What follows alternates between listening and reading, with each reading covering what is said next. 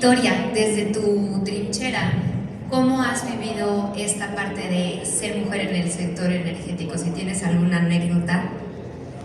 Sí, y antes de la anécdota, agradecer profundamente a Petróleo y Energía y a Expomail la invitación a este evento, a todos ustedes quienes están el día de hoy escuchándonos, por supuesto a mis colegas de mesa, porque también las admiro muchísimo, y me encanta también bastante decir que me siento bastante orgullosa de pertenecer a esa comunidad de 50 mujeres que inspiran valor. Me parece una iniciativa que no solamente reconoce, sino que nos espejea a las mujeres del sector energético, porque creo que sin tener que sentarnos un día a comentar nuestras historias, sabemos más o menos casi todas lo que hemos venido viviendo para estar donde estamos.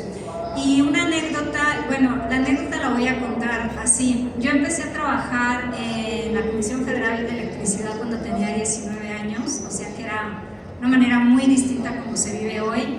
Y mientras trabajaba y estudiaba, yo vivía esa Comisión Federal de Electricidad, que me acuerdo que el último puesto que tuve, porque estuve 7 años ahí, me tocó trabajar en una oficina que se llamaba Modernización y Cambio Estructural. Y me acuerdo que con mis compañeros de la Comisión Federal de Electricidad nos ponían a analizar en prospectiva, como hacia el futuro, una serie de situaciones en las que se podía convertir el mercado eléctrico nacional. Y entonces era muy interesante porque les estoy hablando como del año 2001 o 2002, y nosotros sentíamos que analizábamos cosas de ciencia ficción, por ejemplo, la fibra óptica, ¿no? que ahora es un hecho realmente, y entonces ese es como un primer hito. Después pasó mucho tiempo y volví al sector energético más o menos en el año 2014, cuando estaba la reforma energética de ese momento, con el presidente de aquel momento. Y ahí yo ya había fundado Conecta Cultura, que es la firma que estoy representando el día de hoy. Y Conecta Cultura, ustedes se preguntarán, el público siempre se lo preguntan, ¿qué hace Conecta Cultura en el sector energético? ¿Qué tiene que ver la cultura con el sector energético? Y la verdad es que tiene muchísimo que ver, sobre todo con el tema del impacto social.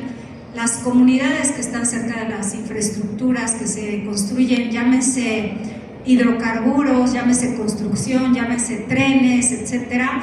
Y ahí es donde Conecta Cultura ha tenido sus mayores anécdotas, porque empezamos a trabajar en el norte del país en un proyecto en la Sierra Tarahumara.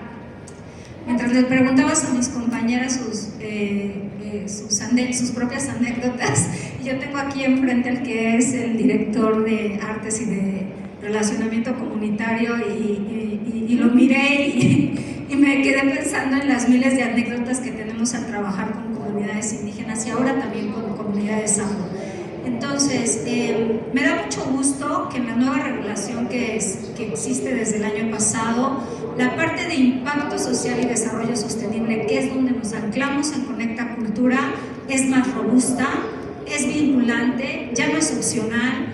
Y en ese como cierre de círculo que hago de este mini viaje, me da mucho orgullo decir que todos los desafíos que pudimos haber vivido en Conecta Cultura, desde que no entendieran por qué estábamos trabajando en ese territorio donde había una infraestructura de hidrocarburos o un eólico o un solar, porque llegaban y decían, pero de hecho nos decían, ¿qué hace el Conaculta aquí? Nosotros no somos Conaculta, no somos el Consejo Nacional de Cultura, somos Conecta Cultura, y la misión de Conecta Cultura es justamente algo que decía Catalina, crear puentes entre gobierno, empresas y corporativos y comunidades indígenas para que exista un diálogo y entonces los proyectos puedan suceder, porque muchas veces descuidan el aspecto social, algunos proyectos de infraestructura, y la historia nos ha dicho que es ahí donde suceden la mayoría de los desafíos.